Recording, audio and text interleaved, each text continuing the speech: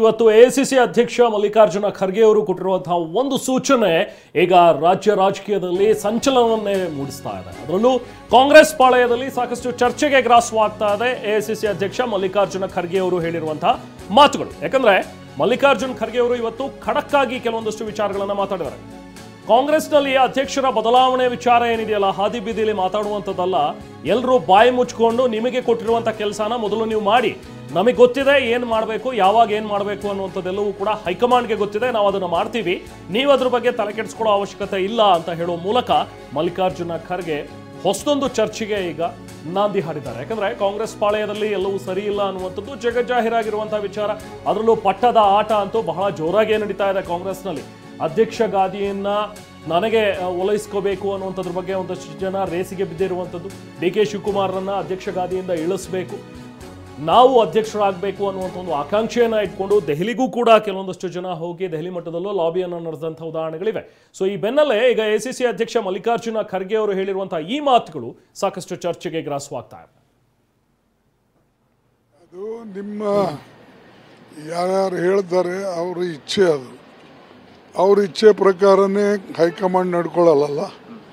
ಹೈಕಮಾಂಡ್ಗೆ ತಂದೆ ಒಂದು ಟಾರ್ಗೆಟ್ ಇರ್ತದೆ, ಗುರಿ ಇರ್ತದೆ, ಅದರ ಪ್ರಕಾರ ನಿರ್ಣಯ ತಗೊಳ್ತಾರೆ ಹೈಕಮಾಂಡ್. ಮತ್ತು ಹೈಕಮಾಂಡ್ ನಿರ್ಣಯ ತಗೊಳ್ಳೋದು ಅದು ಅಂತಿಮವಾಗಿದ್ದು. ಈಗ ಇಲ್ಲಿ 100 ಜನ 100 ಮಾತಾಡಿದ್ರೆ ಅದಕ್ಕೆ ನಾನೇನು ಉತ್ತರ ಕೊಡೋಕ್ಕಾಗಲ್ಲ. ಹೈಕಮಾಂಡ್ ತೀರ್ಮಾನ ಏನಿದೆ ಅದೇ ಫೈನಲ್ಲು. ಅದಕ್ಕಾಗಿ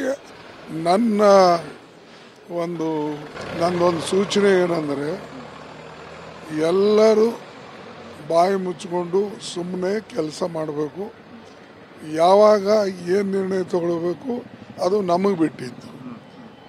ಮೊದಲ ಕೊಟ್ಟಂಥ ಕೆಲಸಗಳನ್ನು ಮಾಡಿ ಜನರಿಗೆ ಅಭಿವೃದ್ಧಿ ಕಡೆ ಒಯ್ದು ಮತ್ತು ಪಕ್ಷಕ್ಕೆ ಬಲ ತಂದು ಆ ಕೆಲಸ ಮೊದಲು ಮಾಡಲಿ. ಇವೆಲ್ಲ ಮಾತಾಡ್ತಕ್ಕಂಥದ್ದು ಇದರಲ್ಲಿಂದ ಏನು ಪ್ರಯೋಜನ ಆಗೋದಿಲ್ಲ. ಅದಕ್ಕೆ ನನ್ನ ಒಂದೇ ಸೂಚನೆ ಅವರಿಗೆ, ಹೈಕಮಾಂಡ್ ಇದೆ, ನಾವೆಲ್ಲ ಇದ್ದೇವೆ, ರಾಹುಲ್ ಗಾಂಧಿ ಅವರಿದ್ದಾರೆ, ನಾವು ನಿರ್ಣಯ ತಗೊಳ್ತೇವೆ.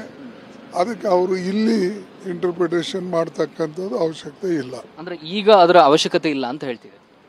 ಸರಿ, ಯಾವಾಗ ಈಗ ಆಗಲ್ಲ.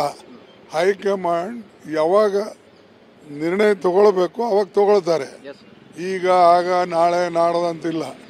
ಹೈಕಮಾಂಡ್ ಯಾವಾಗ ನಿರ್ಣಯ ತಗೊಳ್ಬೇಕು, ರಾಹುಲ್ ಗಾಂಧಿ ಅವರಿದ್ದಾರೆ, ನಾನಿದ್ದೀನಿ ಅಧ್ಯಕ್ಷನಾಗಿ, ನಾವೆಲ್ಲರೂ ಕುಂತು ಏನು ಮಾಡಬೇಕು ಅನ್ನೋ ತೀರ್ಮಾನ ಆ ಸಂದರ್ಭದಲ್ಲಿ ತಗೊಳ್ತೇವೆ.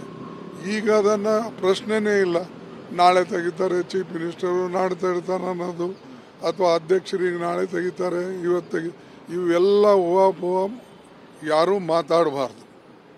ಏನು ಮಾಡಬೇಕು ಅದು ನಾವು ಮಾಡ್ತೇವೆ. ಅಲ್ಲಿಂದ ಯಾರಿಗೆ ಇಡಬೇಕು, ಯಾರಿಗೆ ತೆಗಿಬೇಕು, ಅಥವಾ ಯಾರಿಗೆ ಮುಂದುವರಿಸ್ಬೇಕು, ಇವೆಲ್ಲ ಹೈಕಮಾಂಡ್ ತೀರ್ಮಾನ. ಅದ್ರ ಮೇಲೆ ಇಲ್ಲಿ ಎಲ್ಲರೂ ಕುಂತು ಒಬ್ರು ಒಂದು ಹೇಳೋದು, ಇನ್ನೊಬ್ರು ಒಂದು ಹೇಳೋದು, ಮತ್ತೊಬ್ರು ಒಂದು ಹೇಳೋದು, ಇದು ಸರಿಯಲ್ಲ. ಆ ಪಕ್ಷಕ್ಕೆ ದೊಡ್ಡ ಹಾನಿ ಆಗ್ತದೆ. ಅದಕ್ಕಾಗಿ ದಯವಿಟ್ಟು ಈ ಕಾಂಟ್ರವರ್ಸಿಗಳನ್ನು ರಾಜ್ಯದಲ್ಲಿ ನಡಿಬಾರ್ದು.